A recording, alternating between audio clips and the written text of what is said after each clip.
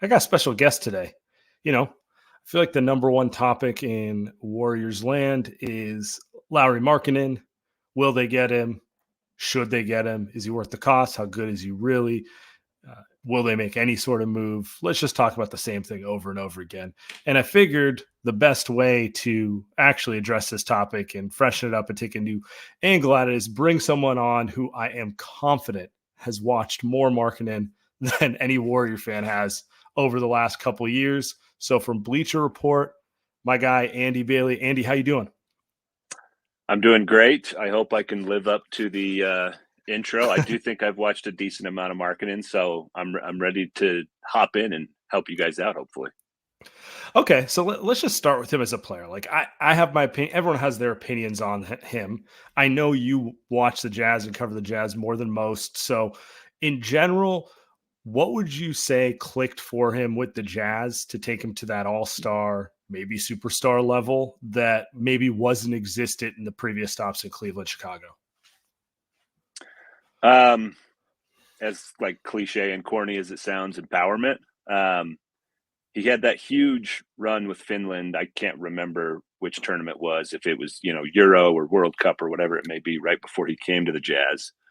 And I remember watching those games and thinking, man, he's pretty dang good when he's the number one Yeah, option. Like he can do some stuff.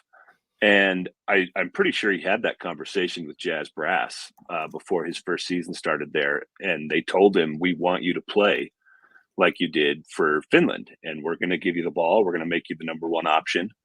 Um, and he more than lived up to it. I mean, you you just called him maybe a star, maybe a superstar. I think he's at least like he's definitely a star. he's a star for sure. I've what I've been describing him as lately is a fringe All NBA player. Um, Okay. like he's potentially in that mix for stretches of each of the last two seasons. And what I really like about him, and I think it lends itself to him being a second option, he is he's maybe the least ball dominant star in the NBA. Like he never wastes time with the ball. He never over dribbles. It's either a catch and shoot open three or it is a get to the rim right away and dunk. And that's why he's been near the top of the leaderboard in both threes and dunks the last couple of years. Just a really unique scorer. Um, and I think his decisiveness and his quick actions and stuff are reasons that he would fit in perfectly Yeah. with the Warriors. I mean, it just seems like a hand in glove fit there. I mean, he's been great as the number one guy in Utah, but I think it's fair to say when you watch him play, he's probably still more suited to be a number two or a number three, and the Warriors don't really have a second option right now. So it just makes They do sense. not. They most certainly do not right now. Today, Klay Thompson officially got announced to Dallas. It's gonna take me a while to get used to it. Like I spent all year kind of aware that like this was probably coming to an end and kind of making amends with it. No hard feelings in any way. He's forever gonna be a legend in the Bay Area. It's I kind of buy what everyone's saying publicly, like he just needed a fresh scenery, change Hmm. of scenery, whatever it may be. And I buy particularly the injuries were the biggest thing with the Warriors. Like it was hard for him to reconcile that he's no longer game six Clay when he has reminders of it in every Warriors Hmm. facility. You see pictures of him with the trophy next to Steph and Draymond. Probably gonna be easier for him to accept it in a new place where he doesn't have to be reminded of the player he used to be. But putting it to a side, that's actually always been the thing that stood out to me with Lauri Markkanen is look, not a shooting guard, but he operates off the ball very similar to Klay Thompson. He Yep. doesn't want to be the on-ball decision maker. He's probably never going to be a guy who you run your offense through to get like 5, 6, 7 assists. Like he's not Nikola Jokic, he's not anything like that. But he might get you 30 points on 12 shots on a random night. Right. And it'll be all catch and shoot, coming off a pin down, curl, dunk, whatever it may be. And beyond the fact that we know Steve Kerr likes his Arizona Wildcats, I could see why he would potentially be at the top of the Warriors list. It's hard to really think of someone else who slots in more comfortably into their style of basketball without making, let's just say, some form of like system concession. Yeah, I agree with all that. And I do think there are a lot of parallels between him and Clay, especially Mhm. with the off ball movement. I mean, Clay and Curry, I think, are two of the best off ball guys in NBA history, Yeah. especially at Clay's peak. Like, he's not quite that level, but he's very, very good off the ball. And where he's better than Clay, in a few areas, he's obviously like 5 or 6 inches taller, and that makes a difference in basketball. Um, he's going to get you a lot more rebounds. He is, when Clay would catch the ball and pump fake and go to the rim, he's often met with guys who are bigger than him, and he's not the most vertically explosive guy, even at his peak. And so that didn't always end the best. Whereas Markkanen, when he pump fakes and goes, he's dunking on people. Yeah. Um, he's had some finishes in the last couple of years that are pretty eye opening. Like, he's not just big; he's a very good athlete for his size. And I think he fits into that Clay role, even if they play a different position. He would be just such a natural fit as a number two scorer with Curry. And I think, depending on which teams get into the bidding war, I think Golden State has a very real, legitimate offer that Utah would have to consider. Probably a few different variations of it. Yeah, for sure. For sure. I want to get into that a little later on. I kind of want to talk more Lauri as the player while I still have it here. The number one question we get on this show about Lauri Markkanen is, well, what about his defense? Which to some degree is, look, man, until you see guys playing in a playoff setting, it's very hard to tell how good of a defender they really are. Uh, I always push back with, like, look, he's not a stiff. He's not, No. we're not talking Yeah. about a Zach Edey, who might actually be pretty good in his own right. But, like, the knocks on someone like him is like, okay, well, he's not going to be able to move his feet on the perimeter in the NBA, that sort of thing. That's not the case with Lauri. He is truly kind of like a 3-4, probably more of a 4 in the modern NBA. But tell me what you see with him defensively, and specifically, do you think he would fit in defensively next to Draymond in that, small ball lineup that they like to go to, switching defense, tends to be kind of what they like to close with. And in my opinion, the most important trait for any trade they're going to make is, how do you slot into Steph at the 1, Draymond at the 5 lineups? Because that always offers the Warriors highest ceiling. They may not play it all game, but if you don't fit into kind of what's their go-to playoff lineup, like, what is the point of trading away all your future picks? Yeah. I like that you set it up with talk of the small ball lineup, because I think that's where he probably fits best with the Yeah. Warriors. Actually, he's the 4 and Draymond is the nominal 5. That look makes a ton of sense to me. And he's not a lockdown guy, and he's not going to be as mobile as some of the small ball fixtures that Warriors fans are used to. Like, kind of in that 3-4 spot in the past was Iguodala and Kevin Durant, and Harrison he's Barnes. not. Harrison Barnes is a good one. Even Sean Livingston, I would say, maybe kind of played that role, at least defensively at times. Sure.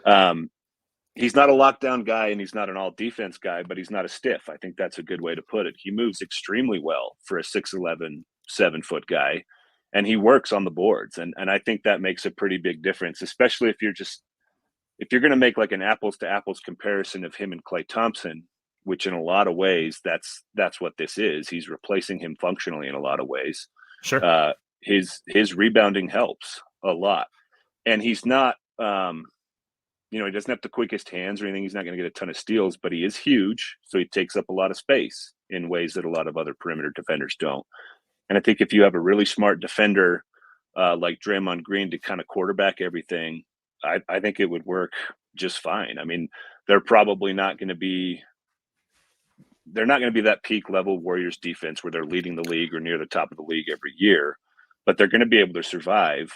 And the offensive upside is more than enough to outweigh any drawbacks on the defensive end. I keep looking at, like, let's say they are able to acquire him. You're looking at a closing lineup that's probably, well, definitely Steph Curry. Steph Curry, probably DeAnthony Melton, point of attack I love defender. that addition too. Yeah. Draymond at the 5, let's say Lauri Markkanen at the 4, and then I don't know who's going to be left of the wings, whether it's Kuminga, whether it's Wiggins, or whether it's Kyle Anderson slotting in there as well. in some capacity. Like, he'll definitely be there. He's not going to be involved in the trade, but some combination of those three players being the fifth guy, I could see that being a top 10 defense in the NBA, top 10 defensive lineup. I don't know if I'd go up to top 5, and like the peak Warrior teams had the best defense. So those days are Right. gone. But to your point, if you can get something that's in the top 10, good, maybe not great, but doesn't break, and then the offense is number one, then you got something that can be dangerous versus any team. Yeah, actually, as you're laying it out, I'm thinking, geez, you've got at least 3 guys in that group. If you've got Melton, Anderson, and Green that are really good defenders. Like Draymond Green's a perennial defensive player of the year candidate. Melton, if he's healthy, is one of the best perimeter defenders in the league. And I have for years thought Kyle Anderson is wildly underrated. He just does a little bit of everything, and the knock on his shooting is fair, and the memes are fair about how long it takes him to get that shot off. But he's an incredibly versatile defender. When I first saw that the Warriors added him, I thought it's almost like a rerun of the Sean Livingston thing with him. I just love his fit there. And that particular lineup, those 3 guys with Markkanen and Curry, I think is a good balance on both ends of the floor, especially if Anderson is going to be the player that hits a decent amount of threes like he did 2 years ago. That's probably not something you can count on, but if they do get that version of him, I've said this a few times since Clay left, like they rebounded so well that I think even without the Markkanen addition, they're potentially a better team than they were last year, especially if Draymond doesn't get suspended twice. But if they want to get back to that contending tier, they got to have somebody to be the number 2 scorer. Yeah. And I also worry about if they don't get someone who can be you can run the offense through night in, night out. You're going to run Steph into the ground. That's the bigger. Right. Last year, Steph played 74 games. I want to say he played above 70 games for the first time since 2016-17. He's 36 years old. I think he could play 70 games again. I do not think he could play 70 games. I need to score 35 a night, and the Warriors expect it to work. That's a lot. So, yeah. So even if, Buddy Hield's going to give you some shooting off the bench, even if Kuminga takes a step as a scorer to lighten the load, still not enough. Adding someone like Markkanen, who, Steph can quote unquote take a back seat certain nights and just let him get going is exactly what they need to actually get through 82 games. I want to get to, we're currently living in the fantasy land where it has happened. I want to get to the far more depressing but real part of how this acquisition could work. But before we do, I want to tell you about Game Time, guys.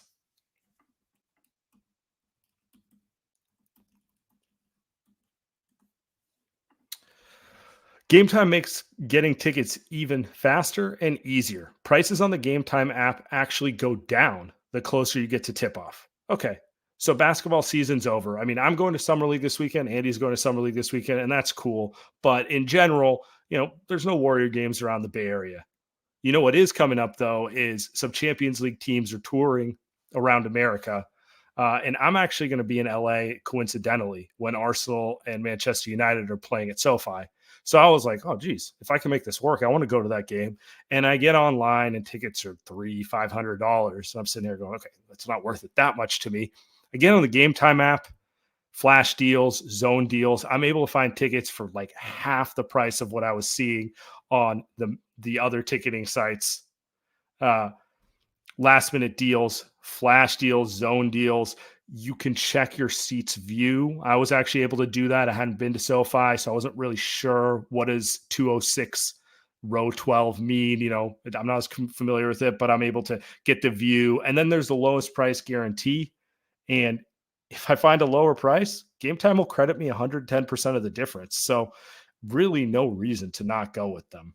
Guys, download the Game Time app, create an account, use the code LIGHTYEARS for $20 off your first purchase. Terms apply. Again, create an account and redeem the code LIGHTYEARS, LIGHTYEARS for $20 off your first purchase. Download Game Time today. Last minute tickets, lowest price guarantees. True story, by the way, on those tickets. I'm pretty hyped to go check that out. That is a good story. I'm sold on Game Time. Well done. Nice. Okay. So, yeah, we've already slotted Lauri Markkanen in. Warriors going to get that 5th title. Everyone's happy here. We've just left out the one small detail, which is they have to negotiate a trade with Danny Ainge, who's, let's just say, one that's hard to pull the wool over. So, or pull the rug, or whatever the expression is. It's not my forte. All right. So I want to ask you this. All right. Why would Utah even want to trade him, in your opinion? And if they were to trade him, because they're waffling, we're seeing every other day there's a media report that they're looking to trade him. Maybe want to extend him and keep him. Exactly what I'd expect from him. They're playing both sides of it. But let's play through this scenario. Why would Utah want to trade him if he's as good as you and I purport him to be? And what would they be looking for? Yeah, so I think this is the ultimate question for the Jazz. Right. And I think there are reasonable arguments on both sides. Like, they're never going to be a free agent destination, as much as Utah fans hate to hear that. Like, it's just not going to happen. It's especially true of Utah, but it's true of basically every mid to small market in the NBA. That's just not how the league works.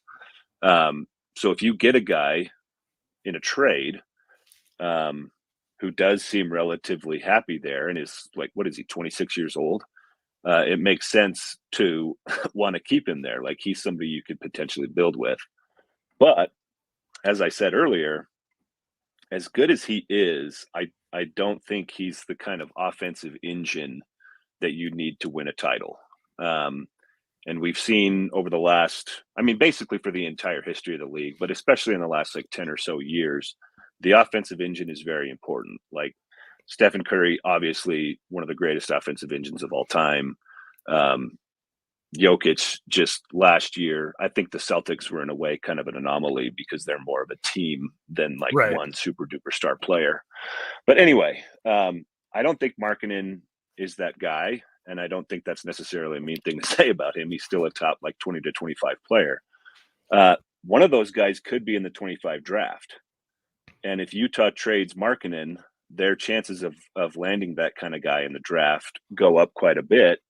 And I think after the last 2 seasons, they should be kind of motivated, or at least, I would guess some segments of the front office are motivated to tank a little bit harder, because Markkanen frankly made them too good the last 2 seasons. For the first 2 or 3 months of each of the last 2 years, the Jazz were just winning too much. Yeah. And they made trades in each of those seasons to slow down. Like, they traded Conley 2 years ago before the deadline. That made them worse.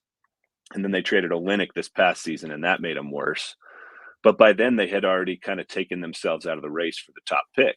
And they wound up picking, in the back half of the lottery instead of the front half, or number 1. And a lot of their fans are kind of kicking themselves over that. And if they keep Markkanen, I can almost guarantee the same thing's going to happen again, because the rest of the roster is pretty bad after him. Like, they have some interesting young guys. Sure. But nobody that's, if they said, okay, we're going to be competitive this year, we're going to keep Markkanen, I wouldn't feel confident even putting them in the play-in range. So instead of just hanging out in the middle for a 3rd year in a row, if you get a good enough offer, I think it makes sense to move him to be really, really bad this year. Hope for, one of those top picks in this draft. Yeah. We've certainly heard a lot about Cooper Flagg the last couple of days. And if you get an American-born superstar in the draft, there's no guarantee he wants to stay in Utah either. But you got him under contract for 8 or so years. So exactly, yeah. You get that rookie contract and restricted free agency and all the mechanisms that allow you to keep that guy for a while. So again, there's reasonable arguments on both sides, and I've made both arguments in articles and on Twitter and wherever. Sure. The more I think about it, the more I lean towards they should probably trade him. My opinion on the matter could change in a day or 2. Sure. But right now it makes sense to me to move him. All right, so your argument makes sense to me. It's like the OKC. They hit ceiling with Russ and Paul George. Right. That team was not going to go past the 1st or 2nd round, and they were really expensive. Hit a ceiling in a different way, but it's the same concept. Right. They go down. couple years where we don't think about him, and next thing you know, they have a juggernaut of young talent, and everyone's picking them to win 15 titles in a row, right? So, Mm-hmm. so it's that concept. It makes total sense to me. Let me lay out what the Warriors have right now. So the Warriors technically have traded a protected version of their 2030 pick. So if it's above number 20, the Wizards get it. If not, it conveys as a second rounder. That was to get off of Jordan Poole's contract. But by doing that, it does limit their ability to trade other picks because they only own their own draft capital. They've made no trades to, acquire other teams' picks. So in theory, the best package they could offer Utah with the Seppian rule, with the fact that you can't trade more than 7 years out, is 2026 unprotected, 2028 unprotected, some version of the other half of the 2030 pick, should you be terrible, but there's no guarantee that conveys. And then swaps in 25, 27, 29, and 31. That would be everything. That's 2 unprotected picks, 1 quasi-protected pick, which may or may not convey, and 4 swaps. At least half of those you have to imagine convey in a post-Steph Curry world. Like Steph is defying aging, but it's gonna at some point he's gonna retire. He's gonna be 40 in 2028. I would imagine that is the last possible year he's playing in the NBA. Could be wrong on that front, but my point is, even if he plays to 40, you still would control the Warriors draft for 3 years after that. You also have young players like Kuminga. You also have Brandon Pajemski, Moses Moody. I don't know. Like, is that, if you're looking at teams who would offer, how much of that actually has to go on the table to get Danny Ainge to move? Well, you've probably answered this for your audience before, but just for my sake, like, how far would you go in terms of the draft capital? I am comfortable putting all the draft capital and the way I put it on the table if I get to keep the young guys to some. The way I'm looking at it is, if you are going to gamble post Steph Curry picks, you have to have a reasonable shot at being mediocre. And Lauri Markkanen in 2031 will be 34 years old. In theory, he should be good enough to keep you afloat. And in theory, if you're acquiring him, you're planning to keep him more than 2 years anyway. So that I would want to keep Kuminga if I put all the picks on the table, or Pajemski, or both ideally. That's kind of where I'm at, but I'm looking at this realistically from what is the best offer Utah's going to get, and can the Warriors beat it without putting all that on the table?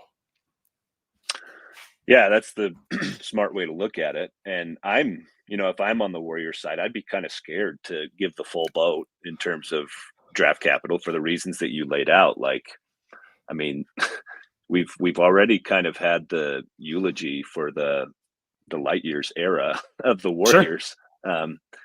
So that's a little scary to me. And I think if I'm the Jazz, I want some portion of both, probably the young players and the draft capital. Can I ask you a question? Yeah. Which would you value higher? You're Danny Ainge. All right. You got four different types of assets here. You got the picks in the next 3 years while Steph's alive. I'm assuming that's the bottom. You have Pajemski, had a great rookie year. You have Kuminga, kind of broke out a little bit his third year. Obviously, athleticism's off the charts, probably the highest ceiling. And then you have the post-Steph Curry draft capital. What is the order of those four in terms of most to least attractive? I think for the Jazz, and correct me if I'm wrong, haven't we had some reporting at some point that Danny Ainge was pretty high on Jonathan Kuminga? He likes those big-bodied, kind of switchable wing guys, and I almost think Kuminga's more of a 4-5 than a 3-4. But he certainly liked that archetype with Jaylen Brown and Jason Tatum. So if it was me, I think I think Kuminga is probably number one. I think the post Curry draft assets are probably number two, and then Pajemski, and then the more immediate assets. If I'm in the front office lobbying for certain deals with Ainge, I think I might be angling more for the players than the draft capital, because Interesting. and they've got a lot of draft capital already. Not everything has paid off in the Gobert and Mitchell deals, and they've already got a bunch of young players on the roster that they need to see whether or not they're good. I actually really like the draft that they had this year, even in a weak, a reportedly weak draft class. Two players that I'm pretty reasonably convinced are going to be good NBA players that are still young, in Kuminga and Podziemski. That would be very enticing to me if I'm the Jazz, because you can hit the ground running, I think, a little bit faster if you do get somebody like Cooper Flag. You're maybe more equipped to have that quick turnaround like the Thunder did, which you mentioned So earlier, if you've got some guys are good. your thought would be these guys can be very good for us in a couple of years, but they're not so good as to take us out of the Cooper Flag or Ace Exactly. Bailey sweepstakes at this stage. Yeah. And you don't think it bothers them that Kuminga is 12 months away from, and I really don't That's a know good what point. I don't know what his extension number would be. Like, he's not going to get maxed. He hasn't, quite frankly, been handed the keys to be a max guy out there. Like, he's not Scotty Barnes where they let him get 25 and 10 a game type of thing. Well, But it's going to be pricey either way. That's a good point, and probably something I should have thought of before I made that take, because this goes back to the point I was making earlier. Like, that's a situation where maybe Kuminga bets on himself and says, I won't take the extension and I'll just enter free agency as soon as I can. And then he potentially gets more expensive. So that's certainly a consideration. But he just seems like the kind of player that Danny Ainge has really liked for years. So I wouldn't be surprised if he's big on that. But the amount of draft capital, and to hear a guy who knows as much about the Warriors as you say you might be willing to part with all of it, that's certainly enticing too. Like, if you could just do that and salary matching stuff, which I presume would be Wiggins. I think it'd be because the other part of the Warriors is, like GP2 expiring. Moses Moody will be in a trade package because they don't, not that he's a shining star A asset at this point, but like, they just simply can't get him on the floor, and they're going to lose him in restricted free agency at this rate anyway. So right, that's another true guy. Ludy's expiring. Keep him moving down the list that way. I'm sure they'd like to get off of Wiggins' contract because they consistently tell us they're shopping him. I think from the Jazz perspective, that they'd rather have the expirings. I think my whole perspective on this is you can either have the young guys and the Warriors draft future, or the Warriors draft future, but not all the young guys, because the world where they give up both, it is just them making like a Billy King Nets trade where they end up like getting like, you're betting on yourself in one way or another, right? You're betting, and it's just so scary to make that bet. Mm-hmm. Like, let's give up everything with the way the West is every single year. Yeah. There was that stretch for 4 or 5 years where it was a foregone conclusion that Golden State's going to be in the finals every single year. But it has been like pure chaos since Kevin Durant left. And there's going to be 3 or 4 teams in the West again that are really, really good. So even if you get Markkanen, and I think if they did, I would be comfortable putting the Warriors in like the title contenders tier, however many that fits. But it's certainly not a guarantee with him. No, that's the way I look at it. I think with him, given the roster they've constructed, they have enough to be a contender. The question comes, do they come together fast enough, because half the parts will have not played together? You're betting on yourself. You're betting that Steve Kerr is a 4-time championship coach. Steph Curry is one of the 10 or so best players of all time. Draymond is one of the greatest defenders of all time. And then you put pieces that are younger that fit around them, that they'll be able to pull off the magic that they've done in the past. That's the bet. Mm-hmm. It's a bet I'd like to make, because the alternative of running this roster that they currently have out there, like, they're just going to run Steph into the ground. It's going nowhere. You don't want to see, like, we've seen so many iconic players last few years be kind of sad. Yeah. And I wouldn't want to see that for Curry. Like he's still, if not like MVP caliber anymore, he's certainly still all NBA caliber. And I would want to take advantage of every like month of that you have. That's where I'm at with it too. He's the greatest player in franchise history. The odds you're going to get a player who can challenge that statement in the Right. next 30 years, very small. You know, you could do the Yeah. perfect rebuild the way the Boston Celtics did. They made almost every correct move. And to your point, yeah, like Jason Tatum, hell of a player. It's not MVP. Jaylen Brown, Right. hell of a player and a hell of a development job, what they've done. Mm-hmm. He's not Steph Curry. You know, like you can keep going Right. down the list. So it's like there is this kind of added element of, you know, you don't want to look back at the Steph era and be like, man, we were really sad at the end because we were afraid to take a risk. You know, Right. rather go out that way. Yeah, Andy, I really appreciate you hopping on. I got one last question for you here. Do you think he gets moved? Not would you do it?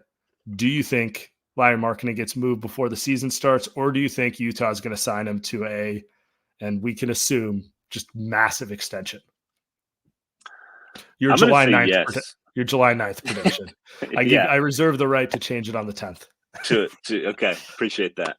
I'm going to say yes, he does get moved because this like posturing from Utah reminds me a lot of the posturing they did 2 years ago with both Gobert and Mitchell. Like I remember some waffling in the press and, oh, you know, we could build with Mitchell, we could build with Gobert, we could build with both. And then all of a sudden they're both gone. And they got huge returns for both of those guys. And the return for Mitchell is going to continue to build if they move Markkanen.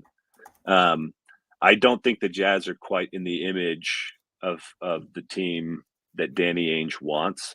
And I think a Markkanen trade helps him do that. So again, I can see both sides of this coin pretty clearly. But if I had to guess right now, I think he does get moved. That's what I like to hear. That's why I had you on. It's not whether you're right or wrong, it's whether you sell the truth that I want. So Sweet. Andy, Always appreciate up you. for that. Yeah. Appreciate you. Everyone check out his writing on Bleacher Report. It's great.